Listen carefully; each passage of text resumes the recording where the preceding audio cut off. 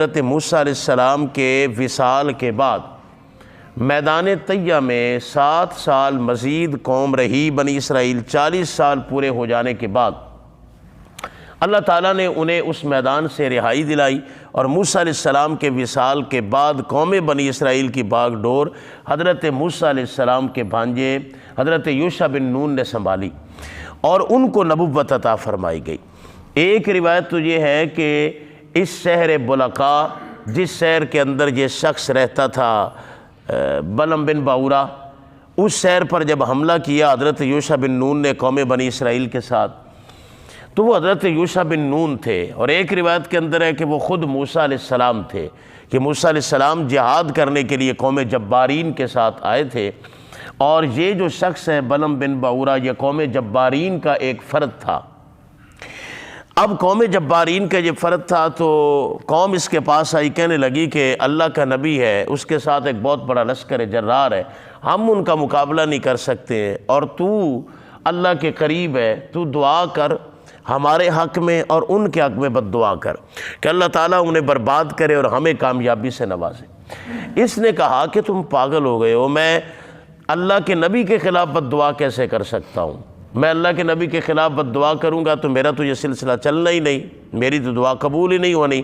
ان کے ساتھ فرشتے ہوتے ہیں، ان کے ساتھ اللہ کی رحمت ہوتی ہے، ان کے ساتھ اللہ کی مشیت ہوتی ہے، میں کیسے ان کے خلاف بد دعا کر سکتا ہوں؟ تو انہوں نے کہا نہیں، تو مجبور جب انہوں نے کیا تو اس نے کہا ٹھہرو، پھر میں اللہ تعالیٰ سے اس معاملے میں مشاورت کروں گا، رب تعالیٰ نے مجھے جو حکم دیا پھر میں اس کے مطابق کروں گا۔ انہوں نے کہا ٹھیک ہے، مشاورت کر لینا۔ یہ مشاورت کیسے کرتا تھا؟ دعا کر کے سو جاتا، اللہ تعالیٰ خواب میں اس کو اشارہ فرما دیتا کہ یہ کام تیرے لیے ٹھیک ہے یا ٹھیک نہیں۔ اس نے جب دعا کی تو اس کو خواب میں اشارہ دیا گیا کہ تو بد دعا نہ کر اللہ تعالیٰ کے نبی کے خلاف، ورنہ تو برباد ہو جائے گا خود۔ صبح اس نے قوم کو کہا کہ مجھے اللہ تعالیٰ سے یہ اشارہ ملا ہے کہ میں ان کے لیے بد دعا نہیں کر سکتا، میری اتنی اہلیت نہیں۔ قوم چلی گئی واپس، پھر قوم نے اس کو تحفے تحائف دینا شروع کر دیے۔ یہ بھی ہوتا ہے انسان کے اندر کو خریدنے کا ایک طریقہ کہ تحفے تحائف دے دیے تاکہ اس کا اندر ہماری طرف مائل ہو جائے، اور جب مائل ہو گیا قوم نے پھر کہا کہ بد دعا کریں۔ اس نے کہا کہ میں اللہ تعالیٰ سے مشاورت کروں گا۔ پھر جب مشاورت کی، اب ظاہر ہے اس کے اندر فطور آ چکا تھا، وہ تحفے قبول کرنے سے نا اس کے دل کے اندر وہ ان کی طرف میلان اور نرمی بڑھ گئی۔ جب اس نے کہا، رات کو دعا کر کے سویا، صبح کوئی اشارہ اللہ تعالیٰ کی طرف سے اس کو نہیں دیا گیا، نہ ہاں کا نہ نا کا، یہ اللہ تعالیٰ کی ناراضگی کی طرف ایک اشارہ تھا۔ صبح جب یہ اٹھا تو اس نے کہا میں نے یہ دعا کی تھی مگر مجھے کوئی اشارہ نہیں ملا، سو میں نے نہیں دعا کرنی، ان کے لیے بد دعا میں نے نہیں کرنی۔ قوم نے کہا دیکھ بات سن، اگر یہ بات بری ہوتی تو اللہ تعالیٰ تجھے منع نہ فرما دیتا، یہ بات بری نہیں ہے۔ ایک روایت یہ کہ شیطان اس کے پاس آ گیا، اس نے آ کر اس کو ورغلایا کہ نہیں یہ بات بری نہیں ہے، تو دعا کر دے، اچھا ہے، اگر تو دعا کر دے گا، بد دعا کر دے گا تو یہ لوگ برباد ہو جائیں گے، چلے جائیں گے یہاں سے، اور اللہ پھر تجھے نبوت عطا فرمائے گا، اور یہ لوگ تجھے نبی مانیں گے، اور تیرا مقام بلند مرتبہ یہاں ہوگا اس شہر کے اندر۔ تو اس طرح کے لالچ میں آ کر اس نے کہا چلو ٹھیک ہے، میں پھر بد دعا کرتا ہوں۔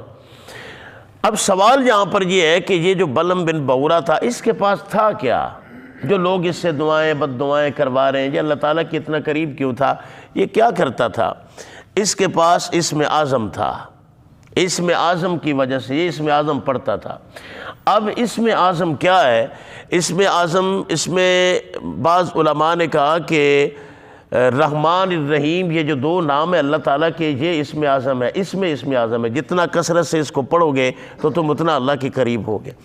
بعض نے کہا کہ یا حی و یا قیوم، یہ دو جو اسماء ہیں یہ اللہ کے اسم اعظم ہیں، ان کے پڑھنے سے بندہ اللہ کے قریب ہوتا ہے۔ تو اس کے پاس اسم اعظم تھا، وہ پڑھتا تھا کثرت سے، جس وجہ سے وہ اللہ تعالیٰ کے قریب تھا۔ تو اس نے کہا چلو پھر میرے ساتھ آؤ، میں ایک پہاڑ پہ جا کے تنہائی میں وہاں جا کے بد دعا کروں گا۔ تو قوم کے کچھ لوگوں کو ساتھ لیا اور اپنی گدی کے اوپر سوار ہو کے یہ چل پڑا، اور جس وقت رستے میں تھا تو گدی نے اس کو روٹین کے خلاف اس کو 2-3 مرتبہ نیچے گرا دیا، پھر یہ اوپر سوار ہو جاتا، حتیٰ کہ اس گدھی نے زبان حال سے کلام کر کے بول کر یہ کہا کہ تو پاگل ہو گیا ہے، کس طرف تو جا رہا ہے اور کیا کرنے جا رہا ہے؟ اگر تو نے یہ بد دعا کر دی تو برباد ہو جائے گا، اللہ کے نبی کے خلاف بد دعا کرنے جا رہا ہے، یہ برا فعل ہے، واپس چلا جا۔ اس پر اثر نہ ہوا، چلا گیا پہاڑ کی بلندی پہ جا کے اس نے جیسے ہی دعا کے لیے ہاتھ اٹھائے، بد دعا کرتا تھا موسیٰ علیہ السلام کی قوم کے لیے، اللہ نے اس کی زبان کو پلٹا دیا۔ اب وہ بد دعا کے لفظ اس کی قوم کے لیے نکلتے تھے، اور جو قوم کے لیے دعا کرتا تھا وہ دعا جاتی تھی بنی اسرائیل والوں کے لیے۔ مثلا یہ کہتا تھا کہ اے اللہ بنی اسرائیل کو غرق کر دے، تو وہ اس کے منہ سے یہ نکلتا تھا کہ میری قوم کو غرق کر دے، اور جب قوم کے بارے میں کہتا تھا کہ انہیں فتح عطا فرما، تو منہ سے لفظ یہ نکلتے تھے قوم بنی اسرائیل کو فتح عطا فرما۔ اللہ نے اس کی زبان کو ہی بدل دیا۔ اب جس زبان کو بدل دیا تو قوم بنی اسرائیل، اس کی قوم نے کہا کہ تو ہمارے لیے بد دعا کیے جا رہا ہے اور ان کے لیے تو دعا کیے جا رہا ہے، یہ تو الٹ کر رہا ہے۔ کہنے لگا جی میرے بس اور اختیار میں نہیں رہا، میں بولتا کچھ ہوں، میری زبان سے نکلتا کچھ ہے۔ اور جس وقت اس نے دعا ختم کر لی تو فی الفور اللہ تعالیٰ کی ناراضگی کے اثرات اس کے وجود پر جو ظاہر ہوئے وہ اس طرح ہوئے کہ اس کی زبان لٹک گئی، منہ سے سینے تک اس کی زبان باہر لٹک گئی۔ یہ اللہ تعالیٰ کا قہر اس پر ٹوٹا۔ اللہ کے پیغمبر حضرت یوشع بن نون تھے یا دوسری روایت میں حضرت موسیٰ علیہ السلام تھے، جو بھی تھا تو اللہ کا لشکر تھے تو وہ اللہ والے، ان کے خلاف بد دعا کا یہ اثر اس پر ہوا کہ تفسیر میں کہ اس کی زبان لٹک گئی۔ جب لٹکی تو پتہ اس کو لگ گیا کہ میرا تو کیا دھرا سارا برباد ہوگی۔ اس نے قوم سے کہا کہ میں نے تمہارے پیچھے لگ کر یہ بات کی ان کے خلاف جو مجھے نہیں کرنی چاہیے تھی، سو اب میرا جو بھی کمایا ہوا تھا وہ سارے کا سارا میں اللہ تعالیٰ کے قریب جو تھا وہ سب مجھ سے لے لیا گیا، اور یہ اس کے اثرات ہیں جو میری زبان کے لٹکنے سے واضح ہو رہے ہیں۔ سو اب کچھ نہیں ہو سکتا، اب تم جاؤ اور مجھے میرے حال میں جینے دو۔ یہ ایک روایت ہے۔ اب اس میں دوسری روایت بھی آپ کو عرض کروں کہ قوم بنی اسرائیل نے اس سے بد دعا کیسے کروائی۔ ایک روایت کے اندر یہ ہے کہ انہوں نے اس کی بیوی سے کہا کہ تو تیرے کہنے پر یہ دعا کرے گا، اور اس کی بیوی انتہائی حسین و جمیل تھی، بلم بن بہورا کی، بڑی خوبصورت تھی۔ اس کی قوم میں اتنی کوئی اور عورت خوبصورت نہیں تھی جتنی وہ تھی۔ اس نے کہا اس سے کہ تو دعا کر۔ اس نے کہا کہ نہیں، میں بد دعا ان کے لیے نہیں کر سکتا، میں بد دعا کروں گا تو میرا معاملہ خراب ہو جائے گا۔ اس نے کہا کہ بد دعا ان کے لیے تو کر دے، ورنہ میں تجھ سے طلاق لے لوں گی۔ اب اس لالچ میں آ گیا اور نفس امارہ کی لپیٹ میں آ گیا، ورنہ کہتا کہ اللہ کی ناراضگی میں نے مول ضرور لینی ہے، تو نے جانا ہے تو جا، لیکن کہنے لگا نہیں تو نہ جا، میں اس معاملے میں کچھ کرتا ہوں، کچھ سوچتا ہوں۔ اور پھر یہ اس کو بتایا گیا کہ اب یہ جو تو بد دعا کرنے کے لیے سوچ رہا ہے نا، اس کا وبال تجھ پر یہ ہے کہ صرف اور صرف تیری 3 دعائیں اب قبول ہونی ہیں بس، اور اللہ تعالیٰ کی بارگاہ میں تیرا کوئی مقام اور مرتبہ نہیں رہا۔ صرف 3 باتیں ہیں، وہ تو طلب کر لے تجھے دے دی جائیں گی، علاوہ ازیں تیری کوئی بات قابل قبول نہیں ہونی اللہ کی بارگاہ میں۔ بڑا پریشان ہوا۔ بیوی نے پوچھا خیریت ہے؟ اس نے کہا کہ وہ دیکھ، میں تیرے کہنے پر، ابھی میں نے بد دعا کی نہیں تھی، ابھی میں سوچ رہا تھا تو میرا یہ معاملہ ہو گیا کہ مجھے اس صف سے نکال دیا گیا اور کہا گیا کہ 3 باتیں تیری پوری ہوں گی، وہ جون سی تو نے مرضی طلب کرنی ہے کر لے۔ اس کی بیوی نے کہا چلو پھر ان میں سے ایک تو میرے لیے مانگنا۔ اس نے کہا کیا مانگوں؟ کہا میرے لیے مانگ کہ میں اور زیادہ خوبصورت ہو جاؤں۔ اس نے کہا کہ تو پہلے اتنی حسین و جمیل ہے، اب اور کیا ہونا چاہتی؟ کہا نہیں چل تو میرے لیے مانگ دعا۔ اب اس میں سبق یہ ہے کہ بسا اوقات بندہ خواتین کی ایسی ایسی باتیں بھی مانتا چلا جاتا ہے جو بندے کے نقصان میں جاتی ہیں، لیکن بندہ جب وہ مانتا چلا جاتا ہے تو پھر نقصان کی طرف جاتا ہے۔ انسان کو اللہ تعالیٰ نے سینس بھی عطا کی ہے، ادراک اور فہم اللہ تعالیٰ نے دیا ہے، تو انسان کو سوچنا چاہیے میں کس طرف جا رہا ہوں۔ اس نے دعا کی کہ یا اللہ اسے خوبصورت کر دے، تو خوبصورت وہ پہلے تھی، اللہ تعالیٰ نے اس کی دعا کو قبول اتنا کیا کہ اس کا گھر اس کے حسن و جمال کی وجہ سے چمکنے لگا، روشنی ہوگی اس کے گھر میں، اور ساتھ ہی اللہ تعالیٰ نے اپنے ناراضگی کا سبب اس پر واضح کر دیا کہ اس کا چہرہ بدلنے لگا، اللہ تعالیٰ کی ناراضگی کے اثرات اس پر آنے لگے۔ 2 باتیں پیچھے رہ گئی تھیں۔ 3 تھی نا، 2 رہ گئی۔ اب ہوا کیا کہ اس کی بیوی جو تھی معاذ اللہ استغفر اللہ بدفعلیاں کرنے لگی، لوگوں کے ساتھ برائی میں ملوث ہو گئی، بدفعلی میں۔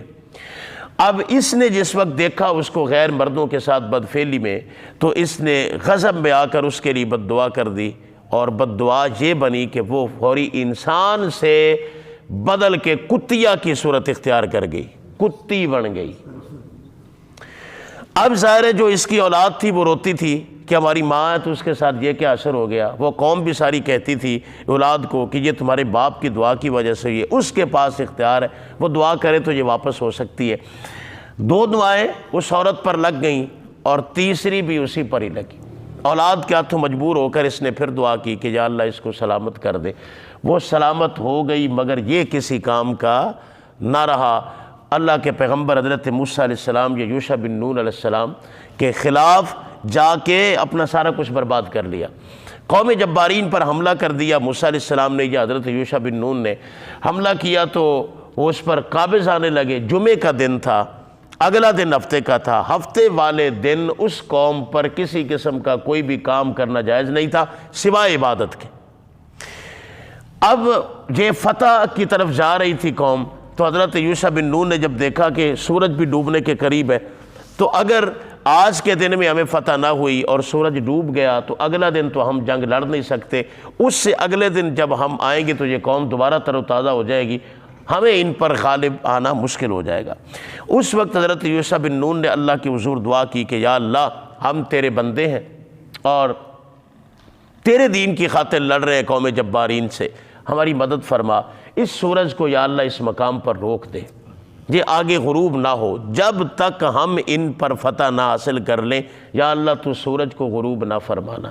فرمایا کہ 2 پہر تک سورج وہاں ٹھہرا رہا، رکا رہا، اور حضرت یوشع بن نون کی دعا سے، اور جب اللہ تعالیٰ نے مکمل طور پہ قوم جبارین پر انہیں قابض فرما دیا اور فتح نصیب فرما دی، تب سورج اپنے غروب کے سفر کی طرف رواں دواں ہوا۔